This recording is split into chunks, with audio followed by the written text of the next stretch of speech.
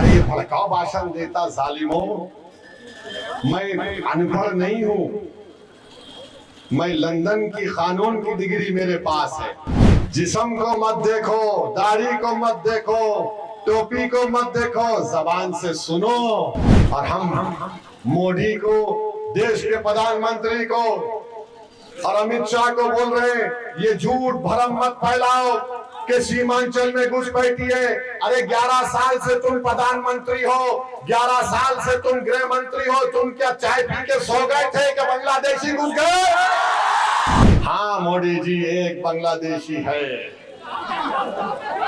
आपकी मुंह बोली बहन, जिसको बांग्लादेश की जनता ने भगा दिया, उसको आपने दिल्ली में पनाह दिया।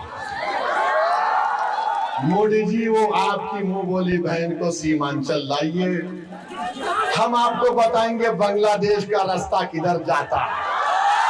मगर अपनी मुंह बोली बहन को नहीं छोड़ रहे, उसको बोले नहीं नहीं, तू नहीं जाना, मैं तेरा भैया हूं। सीमांचल के बहनें आपकी बहन नहीं है मोदी जी। बिस्मिल्लाहिर्रहमानिर्रहीम, अस्सलाम वालेकुम व रहमतुल्लाहि व बरकातुहू। मौजूद हाज़रीन इकराम, बुजुर्गान कौम और मिल्लत, मेरी इज़्ज़तदार माँ और बहनों, मोहतरम जनाब अख्तरुल ईमान साहब, मोहतरम जनाब वारिस पठान साहब, मोहतरम जनाब गुलाम सरवर साहब, मोहतरम जनाब आदिल हसन साहब, से नशीन पर मौजूद मजलिस इत्तेहादुल मुस्लिमीन के तमाम मौजूदीन अरकान, अजीज़ान मिलत, 5 साल पहले जब मैं आपके विधानसभा में आया था मोर में,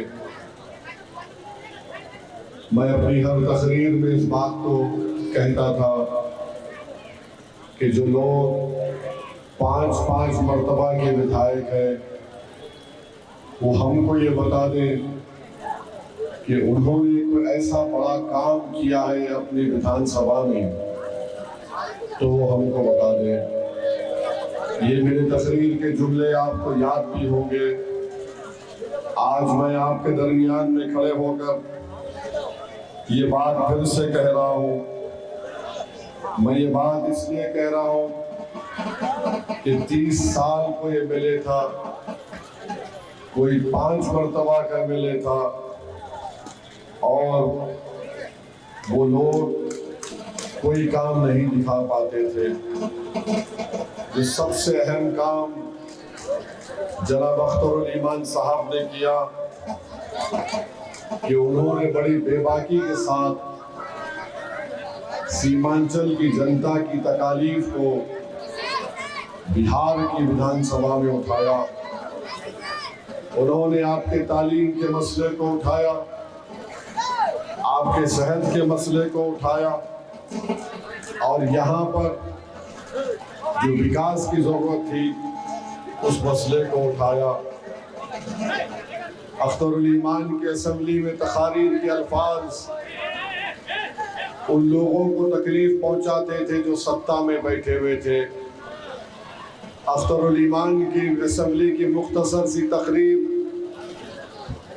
उन पार्टी के लीडर को शर्मिंदा कर देती थी जो सत्ता में थी, मगर सत्ता में रहते हुए उन्होंने सीमांचल से इंसाफ नहीं किया। अख्तरुल ईमान ने उन बेज़मीरों को याद दिलाया कि सीमांचल एक इलाका है बिहार में जहां पर इंसान रहते हैं। ये आप उठा कर देख लीजिए कि अख्तरुल ईमान ने उनको बताया कि सीमांचल में लोगों की मौत होती है किसी नागवानी वजूहात की बिना पर नहीं, बल्कि एम्बुलेंस नहीं होने की बुनियाद पर, रोड नहीं रहने की बुनियाद पर। इन बुनियादी चीज़ों से सीमांचल को महरूम कर दिया गया। ये बात अख्तरुल ईमान ने बड़ी कामयाबी के साथ बिहार की विधानसभा में उठाया। मेरे अजीज दोस्तों और बुजुर्गों, आज आपको मैं बताने के लिए खड़ा हूं कि अख्तरुल ईमान साहब ने पिछले 5 साल में अमूर विधानसभा में 800 करोड़ की लागत के काम की शुरुआत करवाई, जिसमें खादी और रसेली का ब्रिज है जो इंशाअल्लाह ताला अनकरीब में मुकम्मल हो जाएगा। और वो जब मुकम्मल होगा तो अमूर बैसा के करीब 2 लाख जनता को उसका फ़ायदा होगा। अख्तरुल ईमान साहब ने महानंदा पर अभयपुर का ब्रिज को मंजूर करवाया। हमको हैदराबाद से बुलाकर कहा कि सर आपको नदी में चलना है। हम हैदराबाद से आए, नदी में चले और जब वापस विधानसभा को गए तो उस वक्त तेजस्वी उप मुख्यमंत्री थे। उसने उठकर कहा कि अख्तर भाई आपका ब्रिज का मंजूरी हम दे रहे हैं। यही अख्तरुल ईमान ने महानंदा में, वहाँ पर कनकई में, परमान में करीब जैसा जिक्र किया कि 32 करोड़ के काम करवाए। अमूर और बैसा में ब्लॉक में नई बिल्डिंग बनाई गई। 100 बच्चे और बच्चियों के लिए मुख्तलिफ मुकामात पर हॉस्टल तामीर करवाया। एक हॉस्पिटल बिल्डिंग 5 करोड़ की लागत से शुरू हो चुकी है। 60 करोड़ के रोड की मरम्मत का काम शुरू हुआ। एक बिजली स्टेशन, जो बिजली आपको आती थी वो 70 किलोमीटर दूर थी, आज 17 किलोमीटर दूर से बिजली आती है। मैं आपसे पूछना चाहता हूं, क्या अख्तरुल ईमान मंत्री थे? क्या अख्तरुल ईमान मंत्री बने? अब आप मुझे बताइए, फिर अख्तरुल ईमान ने 800 करोड़ के काम कैसे मंजूर करवाए?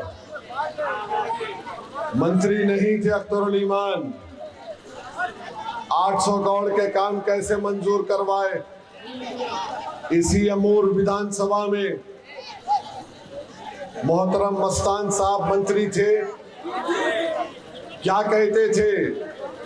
जमीन कटती तो बोलते धसाव हो गया, धसाव हो गया।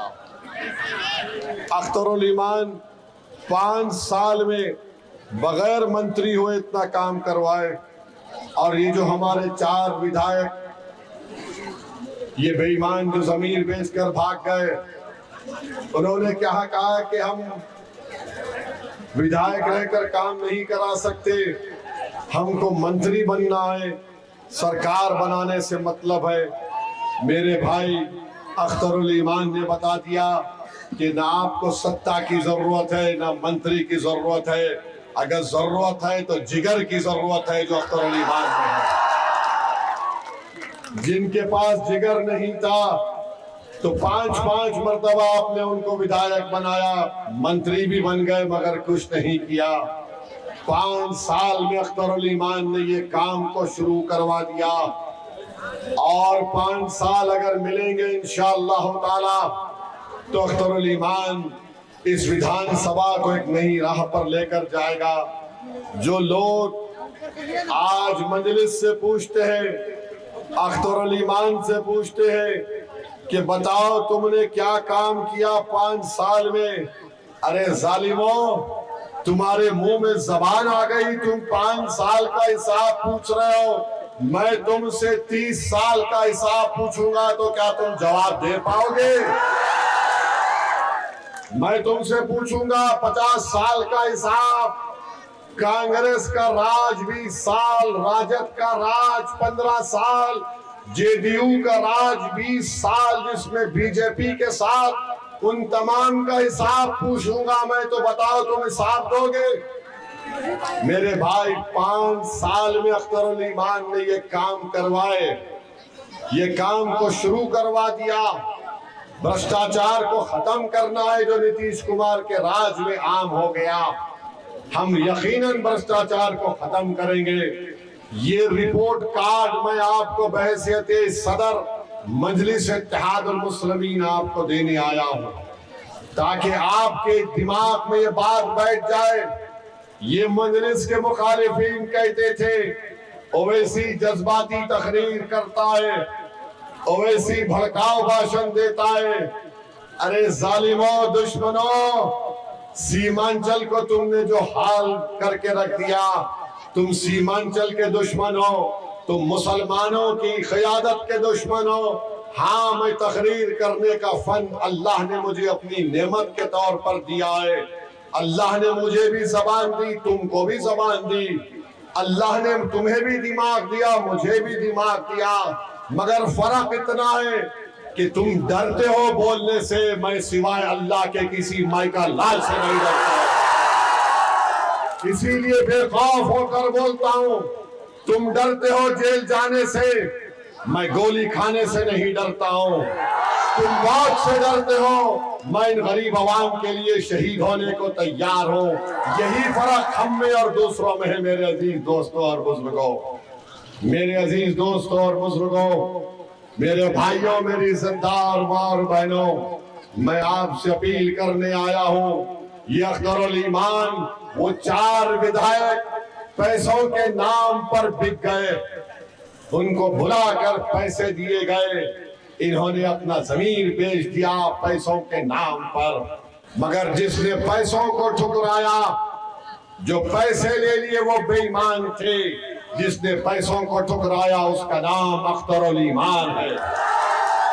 जो पैसे लेकर सीमांचल की जनता को धोखा दिए, जो पैसे नहीं लिया, जो कहा कि मैंने वादा किया है वैसे की जनता से, मुझे पैसों की लालच नहीं, मुझे अल्लाह का खौफ है, मैं जवाब दो रहूंगा आवाम का। और अख्तरुल ईमान ने उनको छोड़ा और अकेला एक शेर की तरह अख्तरुल ईमान बिहार की विधानसभा में आपकी तकालीफ को उठाता रहा। मीडिया के लोग मुझे फोन कर कर पूछे, जब ये 4 बेईमान भाग गए थे, मुझसे कहा ओवैसी साहब बिहार में तुम्हारा विधायक अकेला हो गया। तो मैंने कहा जंगल में शेर अकेला रहता है, शेर को किसी की जरूरत नहीं पड़ती। अकेला शेर आपके लिए लड़ता रहा और लड़ता रहेगा इंशाअल्लाह ताला। और आप देख लेंगे बिहार में इलेक्शन होगा, मगर सबकी कोशिश यही होगी कि शेर जीत कर ना जाए। अब आपके हाथ में अख्तरुल ईमान की कामयाबी आपको बताना पड़ेगा। हम अमूर में अख्तरुल ईमान को कामयाब करेंगे, एक शेर को कामयाब करेंगे, गीदड़ को कामयाब नहीं कर सकते। अमूर की जनता मुत्तहिदा तौर पर मुझे यकीन है कि पहले से ज्यादा अक्सरियत से अख्तरुल ईमान को कामयाब करेगी, काम की बुनियाद पर कामयाब करेगी, कामयाब क़ियादत पर कामयाब करेगी, काम बेबाकी पर कामयाब करेगी। और हिसाब उनको देना पड़ेगा जो 25 साल से मिले थे, मंत्री बने। मेरे अजीज दोस्तों और बुजुर्गों, दुश्मनी क्यों है अख्तरुल ईमान से? क्यों है दुश्मनी अख्तरुल ईमान से? दुश्मनी सिर्फ इतनी है कि अख्तरुल ईमान किसी को अपना सियासी आका नहीं मानता, अख्तरुल ईमान किसी के सामने अपने सर को नहीं झुकाता। यही इनको तकलीफ है। और सबसे बड़ी तकलीफ ये है कि ये कौन है ये लोग उस इलाके में आकर जिसको हमने 50 साल से अपने कंट्रोल में रखा था। ये कौन पार्टी है जो इस इलाके में आकर 50 साल से हमने जिस आवाम को कहा था कि सैलाब आता है, जमीन कटती है तो जमीन धंस जाती। तो ये वो पार्टी है जिसने कहा था, हमसे कहा था कि जमीन धंस जाती। हमने कहा जमीन धंस नहीं जाती, तुम अख्तरुल ईमान को कामयाब करो और उनको जमीन में धंसा दो। हमने उनको जमीन में धंसा दिया। हमने पैगाम दिया, हमने आपको कहा कि अपनी सियासी लीडरशिप बनाओ। क्यों दुश्मनी है मजलिस से? 19% मुसलमान बिहार में है। क्या उनका कोई नेता है? क्या कि उनकी कोई क़यादत है? यादवों का नेता तेजस्वी नहीं है। यादवों का नेता तेजस्वी है। कुशवाहा कुर्मी का नेता नीतीश और कुशवाहा साहब है। ठाकुरों का नेता है, ब्राह्मणों का नेता है, अग्रवाल का नेता है, भूमिहार का नेता है, पासवानों का नेता है, दलितों का नेता है। और जब मजलिस कहती है कि सीमांचल के इंसाफ के लिए आपका नेता होना चाहिए, इन तमाम को पेट में दर्द शुरू हो जाता है। दिल्ली में अमित शाह, मोदी, यहाँ पर ये तमाम सब परेशान हो जाते हैं। आखिर है कौन ये जो आकर इस तरह का पैगाम दे रहे हैं? मेरे भाई याद रखो, मुझे भी थोड़ा सियासी तजुर्बा है। मेरा 30 साल का सियासी तजुर्बा मैं आपके सामने रख रहा हूं। भारत के 17 करोड़ मुसलमानों को अगर नाइंसाफी खत्म होना करना है, अगर भारत के 17 करोड़ मुसलमानों को और 19% बिहार के मुसलमानों को इज्जत की जिंदगी अगर आप चाहते हैं, और इज्जत से मतलब क्या है? हम सिर्फ वोटर बनकर नहीं रहेंगे, हम शहरी बनकर रहेंगे। वोटर जो होता है वोट डाल के सो जाता है। अब सीमांचल में वोटर नहीं रहेगा, सीमांचल में बराबरी की बात होगी। एक शहरी के नाते हमको जो हुकूक मिलना है वो हुकूक हमको अगर हासिल करना है तो नेता बनाओ, लीडरशिप बनाओ, ताकि तुम जाकर लड़ सको अपने मसाइल के लिए। वरना याद रखो, जो कानून मोदी, नीतीश कुमार, कुशवाहा, ये चिराग पासवान ने बनाया, वो कानून से हमारे मस्जिदों को छीनना चाहते हैं। वक्फ तरमीमी कानून के तहत वो दरगाह और खानकाहों को छीनना चाहते हैं, ईदगाह की जमीन को हासिल करना चाहते हैं। और आप जानते हैं, जो जायदाद वक्फ होती है उसका मालिक इंसान नहीं होता, उसका मालिक जमीन और आसमान का खालिक अल्लाह होता है। इस तरह का कानून बनाया गया। नीतीश कुमार की पार्टी से लोकसभा में उनके लीडर, क्या नाम है उन्हें, नीतीश कुमार के पार्टी के लोकसभा मंत्री है, हाँ ललन सिंह, कुछ नहीं होगा ऐसा मुंह भर भर के बोल रहे थे, कुछ नहीं होगा।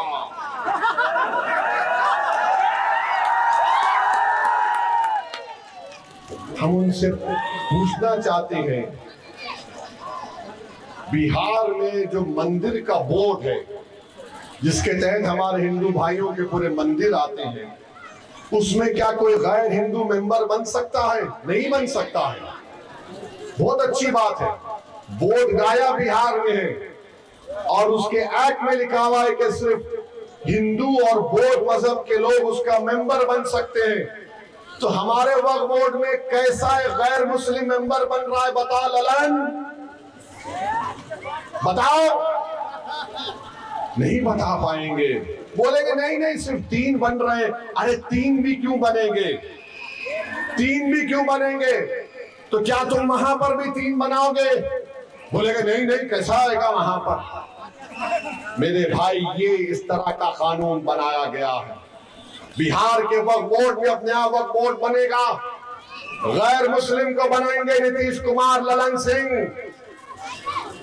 हम पार्लियामेंट में जब बिल लाए, मैंने उसको कानून के तहत उसके इंट्रोडक्शन को, उसकी मुखालिफत की, कमेटी का मेंबर बनाया गया।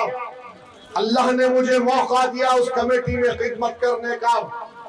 हर मीटिंग में मैं तैयारी करके आता था। आज बोल रहा हूं, बिहार में जब हमारी कमेटी आई तो कई बीजेपी आरएसएस के ऑर्गेनाइजेशन आकर उस बिल की तायीद कर रहे थे।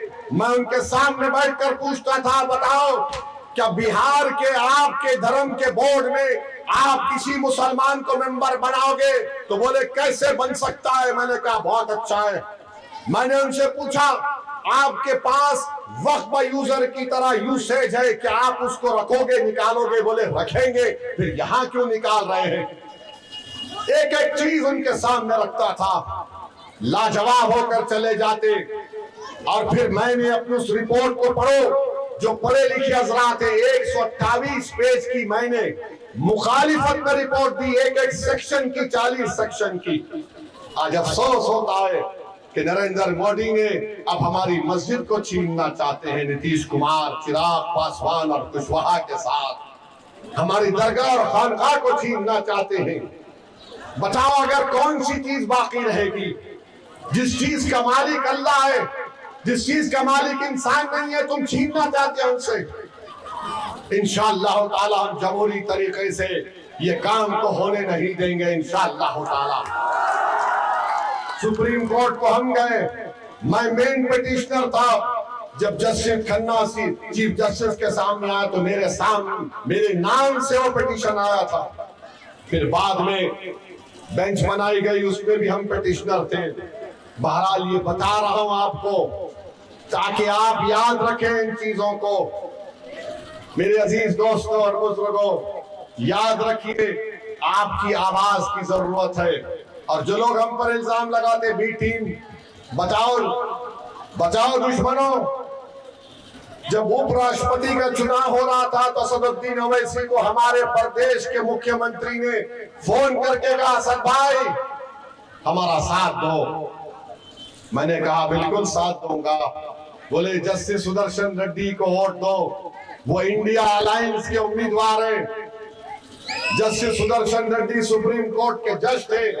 उन्होंने फोन करके पूछा, असद भाई मैं आपके पास आके मिलूं? मैंने कहा सर मत आइए, आप बुजुर्ग हैं, हम आपकी इज्जत करते हैं। हमने जबान दिया है रेवंत रेड्डी को, कांग्रेस के मुख्यमंत्री को हम वोट डालेंगे। मेरा एक ही वोट था, ज्यादा वोट नहीं थे। मैं जाकर सुदर्शन रेड्डी साहब को इंडिया अलायंस के उम्मीदवार को वोट दिया। अब बताओ हम क्या दूध के धुले में थे या बी टीम थे? बताओ, बोलो। नहीं बोलेंगे। खत लिखा अख्तरुल ईमान, कई बड़े बड़े लोग अख्तरुल ईमान साहब के पास आकर बोले कि ओवैसी अकेला लीडर बनना चाहता है, वो अलायंस नहीं करना चाहता। मैंने कहा मैं तैयार हूं। मैंने अख्तर भाई से कहा लिखिए, वो जो लिखते हैं उस पर लिखकर साइन करके लालू प्रसाद यादव को भिजाइए। लेटर लिखा। फिर बेटे ने कहा मुझे नहीं आया, हमने कहा उसको भी लिखो। आप बताइए, आपके घर में अगर वालिद जिंदा है तो वालिद की बात बेटा सुनता है या बेटा बोलता है मेरी बात सुनो? बड़ों की इज्जत होती है ना। हम अपने वालिद को कैसे मनाते? अब्बा मुझे शादी करना है। नहीं ऐसा नहीं, उधर मत ले जाओ। नहीं उधर तो बहुत प्रॉब्लम है। खैर आप अम्मा को बोलते अम्मा समझाओ अब्बा को। मगर बाद में अगर अम्मा बोल दी तेरा बाप राजी नहीं हो रहा है तो हम बोलते ठीक है भाई, जब बाप बड़ा है तो खत्म, आखिरी लाइन। हमने कहा अख्तर भाई लिख दो बेटे को। अख्तर भाई ने लेटर लिखा। अख्तर भाई ने कहा कि सर सीमांचल के स्टाइल में जाकर खत देंगे। मैंने कहा वो सीमांचल का तरीका क्या है? तो बोले ढोल बजाकर ले जाएंगे। अख्तर भाई सीमांचल के स्टाइल में तरीके से लेकर गए तो जाकर खत दिया तो तेजस्वी बोले हमको डराने आ गए, ढोल बजाए तो तुम डर गए प्यारे। ये डर नहीं था, ये तरीका था तुम्हारे दिमाग में बात डालने का और जनता को बताने का कि देखो हम तो बीजेपी और मोदी को बिहार में रोकना चाहते ताकि उनका कोई मुख्यमंत्री ना बन जाए। अब बिहार की जनता देख ली, सीमांचल के घर घर तक हमारा पैगाम पहुंच चुका है, दुनिया ने देख लिया। अब तुमको बताना है कि तुम बीजेपी को मोदी को रोकेंगे या फिर उसको आने दोगे। हम तो लड़ते आए बीजेपी से, हम तो मुकाबला करते आए बीजेपी से। अरे तुम तो खाली मुकदमे तुम पर आए, मेरी गाड़ी पर 6 गोलियां चलाई गई 2017 या 22 में, 2017 में। बताओ आप 2000 जो हालिया यूपी का इलेक्शन हुआ, मेरी गाड़ी पर 6 गोलियां चलाई गई और बोलते बी टीम मैं नहीं डरा मौत से, मरना तो है मुझे। जिस दिन मेरी गाड़ी पर गोली चली उसके दूसरे दिन में उत्तर प्रदेश में इंतखाबी मुहिम में जाकर जलसा कर कर आया। सब बोल रहे थे मत जाओ, मैंने कहा मैं जाऊंगा। जब तक अल्लाह मेरी मौत का वक्त नहीं लिखा कोई मुझे नहीं मार सकता। बोलते तुम बी टीम हमको डरा रहे। अरे भाई हम किसी को डराते नहीं, ना किसी माइका लाल से डरते सिवाय अल्लाह के। अब तुम बताओ, अब आप खुद बताइए इससे बढ़ के हम क्या कर सकते हैं। क्या कहा करुण ईमान ने? 6 सीट दो, 5 तुम जीत चुके थे। हमने कहा 6 दे दो। तुम अगर मुख्यमंत्री बन गए तो मंत्री मत बनाओ। गुलाम सरवर को, अख्तर अली ईमान को, तौसीफ आलम को तुम बनो, मगर सीमांचल से इंसाफ करो। सीमांचल डेवलपमेंट काउंसिल बनाओ। हमको मंत्री पद की ख्वाहिश नहीं है, हमको सीमांचल में खुशहाली की ख्वाहिश है। सीमांचल में इंसाफ हमको चाहिए। अगर कोई और होता तो सौदा कर लेता, हम सौदा नहीं करते। हम अगर पेशकश कर रहे हैं तो सीमांचल के लिए और बीजेपी को बिहार में रोकने के लिए कर रहे हैं। मेरे अजीज दोस्तों और बुजुर्गों, इनकी झूठ को याद रख लो। ये हमेशा बकवास करते थे, ओवैसी ये ओवैसी वो। अरे मेरी गाड़ी पर 6 गोलियां चलाई गई 6 फीट से, और कमबख्त मारने वाला भी इतना बेवकूफ था, 6 फीट से एक 6 फुट के आदमी को नहीं मार सका, नीचे मारा। इसलिए कि अल्लाह नहीं चाह रहा था। अल्लाह नहीं चाह, जिस दिन अल्लाह चाहेगा हो जाएगा। जाना है हमको इस दुनिया से मेरे भाई। और याद रखो सीमांचल की जनता, जब तक ओवैसी जिंदा रहेगा इंशाअल्लाह ताला तुम्हारे इंसाफ की लड़ाई मजलिस बिहार में लड़ते रहेगी। जिस दिन मेरा वक्त आएगा जाने का, तो मैं जिस दुनिया के, जिस हिंदुस्तान के जिस कोने में मुझे किसी खबर में रख दिया जाएगा, अगर तुम आ सको तो आकर अपने कंधे पर मेरे जनाजे को लेके जाना तुम। और अगर नहीं कर सकते तो दुआ करना मेरी मग़फ़िरत के लिए। और मेरा इरादा यह है कि मेरे मरने से पहले इंशाअल्लाह ताला सीमांचल में एक क़ियादत खड़ी हो जाए, ताकि हम मरे तो सुकून से खबर में जाकर सो जाए कि हमने ये क़ियादत को खड़ा कर दिया यहाँ पर। इसी से दुश्मनी की जाती है। कौन है ये लोग? और ज्यादा मत बकवास करो मुझसे। तुम क्या क्या बोलते हो मेरे बारे में जानता हूं। मैंने भी बड़ी जुस्तजू और मेहनत करके यहाँ पर आया हूँ। मेरे माँ बाप की दुआएं हैं, अल्लाह का बहुत बड़ा करम और फजल है मेरे मालिक का। और फिर आप बोलते अरे ये भड़काऊ भाषण देता जालिमों। मैं अनपढ़ नहीं हूँ, मैं लंदन की कानून की डिग्री मेरे पास है, जहां से महात्मा गांधी ने, पंडित नेहरू ने, बड़े बड़े लोगों ने बैरिस्ट्री की डिग्री ली। मैं बैरिस्ट्री की डिग्री लिया। मुझे ख्वाहिश नहीं है ये सब बातें करने की, मगर लोग समझते ये सर पे टोपी, चेहरे पे दाढ़ी, जिस्म पे कुर्ता पैजामा, और ये तमाम गरीबों के साथ रहकर उनकी बात करता है। प्यारे, जिस्म को मत देखो, दाढ़ी को मत देखो, टोपी को मत देखो, जबान से सुनो। जो अल्फाज निकल रहे उसको दिल में बिठाओ। क्योंकि मैं इस बात को मानता हूं कि इंसान का वजूद इसलिए भी होता है कि वो इंसानियत को राहत पहुंचाए, इंसाफ हो। और सीमांचल भारत का सबसे पिछड़ा इलाका है, उसके बाद आसाम का लोअर आसाम आता है। और हम मोदी को, देश के प्रधानमंत्री को और अमित शाह को बोल रहे हैं ये झूठ भरम मत फैलाओ कि सीमांचल में घुसपैठी है।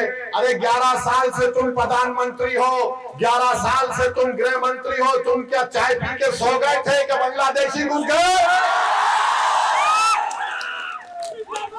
इस सीमांचल में कोई घुसपैठी नहीं। इस सीमांचल में गयूर भारत का नागरिक रहता है।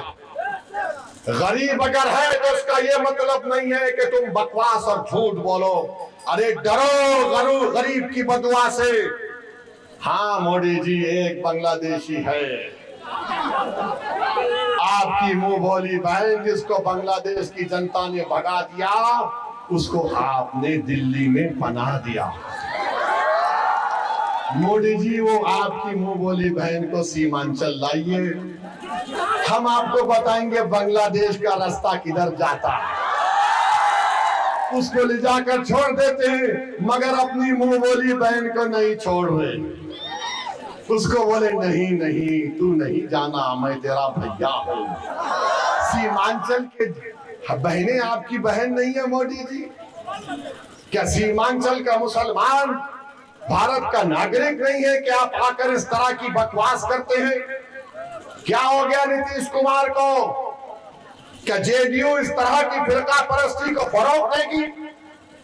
बताओ ललन सिंह, क्या तुम्हारी पार्टी की पॉलिसी है कि भारत का सबसे खास इलाका है ये 4 जिले बहुत खास है भारत के लिए? क्या तुम इस तरह की फिरका परस्ती को फरोग दोगे सीमांचल में? ये इनकी नफरत है मुसलमानों से, मोदी की और उनकी बीजेपी की पार्टी की। सीमांचल में एम्स नहीं खोलते, सीमांचल में वो अलीगढ़ मुस्लिम यूनिवर्सिटी का कैंपस है उसको सही नहीं करते। जलालगढ़ है ना अख्तर भाई, वो जलालगढ़ से किशनगंज तक पटरी की लाइन डालना है, नहीं डालते। अमूर होते जाएगा वो, हाँ नहीं डालते। और फिर आप देखो गाया में फैक्ट्री खोलने की इजाजत, पूरी रियायत सीमांचल में नहीं। अरे अनन्नास उगता, चाय उगती, मकाई उगता, यहाँ पर क्या क्या नहीं चीज बनती यहाँ पर। मगर मोदी आते हैं सीमांचल को, भाइयों बहनों, सीमांचल में बहुत आबादी बढ़ रही है, घुसपैठी आ रहे हैं। ये मोदी जी कौन सी चाय पीकर आप ये बकवास करते हैं, समझ में नहीं आता। और उनकी जनता बैठी हुई थालियां बजाती, अरे वो प्रधानमंत्री है, अख्तर अली मान नहीं है। होम मिनिस्टर अमित शाह है, गुलाम सरवर नहीं है। मगर इंशाअल्लाह ताला मैं आपसे वादा कर रहा हूं, जिस दिन सीमांचल में हमारी लीडरशिप बनेगी, मुझे पूरा यकीन है कि वो सीमांचल का नौजवान लड़का लड़की एक दिन बिहार की क़यादत करेगी। वो दिन दूर नहीं है मेरे अजीज दोस्तों। मेरी बात को तुम ये रद्द नहीं करना कि जज्बात में ला रहा है, शायद मैं जिंदा ना रहूं, मगर एक दिन आएगा जब सीमांचल की बेटी और बेटा भारत की भी लीडरशिप करेगी इंशाअल्लाह ताला। आप में काबिलियत है, आप में बहुत काबिलियत है, मगर सिर्फ इतना है कि आपको मुत्तहिदा अपने वोट का इस्तेमाल करना पड़ेगा, मजलिस को कामयाब करना पड़ेगा, अख्तर अली मान को दोबारा भारी अक्सरियत से आपको कामयाब करना है, बटन छाप पर बटन दबाना है। पड़ोस में गुलाम सरवर साहब हैं, उनको भी कामयाब करना है। और जो 4 लोग पैसे को अपना खुदा मानकर सीमांचल की जनता को छोड़कर चले गए, अरे जालिमों, दौलत तो कानून को काम में नहीं आई थी, शद्दाद को काम में नहीं आई थी। तुमने कितने गरीबों का दिल तोड़ा तुमको अंदाजा नहीं है। इंशाअल्लाह ताला अल्लाह तुमको देख लेगा, अल्लाह तुमको देख लेगा। मुझे यकीन है कि कोचा दामन बहादुरगंज से भी इंशाअल्लाह ताला, जोकी से, बलरामपुर से, हमारे ठाकुरगंज से इंशाअल्लाह ताला, अब के बार अररिया से एक भारी अक्सरियत से मजलिस के नुमाइंदे मिले बनकर बिहार की विधानसभा में जाएंगे इंशाअल्लाह ताला। मैं जो फिजा देख रहा हूं, जो तब्दीली पैदा हो रही है, 5 साल पहले ऐसे हालात नहीं थे। जहां कहीं भी हम नुक्कड़ सभा करने गए, वो नुक्कड़ सभा जाकर एक जनसभा में तब्दील हो गई। और आप देखते हैं कि दूसरे पार्टी के जो जलसे होते हैं, राजद के, कांग्रेस के, भाजपा के, उनके जलसे में लोग खाना की पार्टी,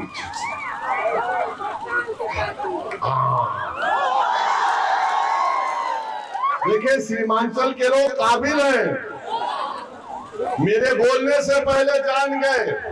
अच्छा, यहाँ पर आप कैसे आए? कोई बुलाया आपको? आप किसकी मोहब्बत में आए? नहीं, किस पार्टी की मोहब्बत में आए? अच्छा, जब आप मजलिस की मोहब्बत में आए तो एक बार अपना सेलफोन का लाइट खोल दो, पूरा लाइट खोल दो, ताकि पटना तक जालिमों को मालूम हो जाए कि यहां पर दोबारा अख्तर अली मान कामयाब होगा इंशाअल्लाह ताला। यहाँ पर पतंग छाप परोठ पड़ेगा, यहाँ पर मजलिस का परचम लहराया जाएगा, यहाँ पर जुल्म का खात्मा होगा, यहाँ पर गद्दारों को कोई नहीं वोट डालेगा इंशाअल्लाह ताला।